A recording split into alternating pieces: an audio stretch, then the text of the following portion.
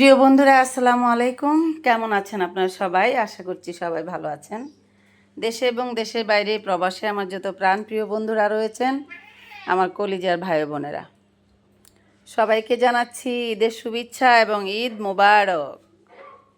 যারা যেখানে আছেন, যেভাবে আছেন, সেখান থেকে মহান আল্লাহ তাআলার কাছে শুকরিয়া আদায় করবেন। আর আমার প্রবাসে যে আমার ভাই বোনরা যারা রয়েছে, তাদের জন্য মহান আল্লাহ তাআলার কাছে অনেক দোয়া করি, তারা যেন ভালো থাকে, সুস্থ থাকে, মনোবল ধরে রাখতে পারে।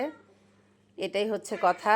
অন্তর থেকে কষ্ট হয় প্রবাসী ভাই বোনদের জন্য, কারণ তারা নিজের জন্মভূমিতে নেই, নিজের আপনজনদেরকে কাছে পাচ্ছে না, প্রিয়জনদেরকে কাছে পাচ্ছে না, সেই জন্য তারা অনেক কষ্ট পায়। ঈদ আসলেই তারা অনেক কষ্ট পায়, সেটা জানি। তো এই হলো কথা। তো বন্ধুরা, আর যারাই আপনারা যানবাহনে চড়ছেন, যারা গ্রামের বাড়িতে যেতে পারেন নাই গতকাল পর্যন্ত, আজকে যারা যেতে চাচ্ছেন খুব সাবধানে যাবেন। মানে অতি তাড়াতাড়ি করে যে কোনো যানবাহনে চলাফেরা করবেন না।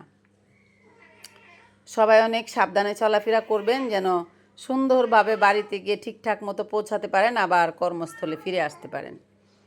তো আমার যত প্রিয়জন রয়েছে, আমার বড়দের জন্য রইল আমার তরফ থেকে সালাম, ছোটদের জন্য রইল এক বুক ভালোবাসা।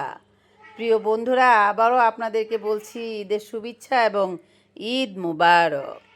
সবাই অনেক অনেক ভালো থাকবেন। খোদা হাফেজ, টাটা।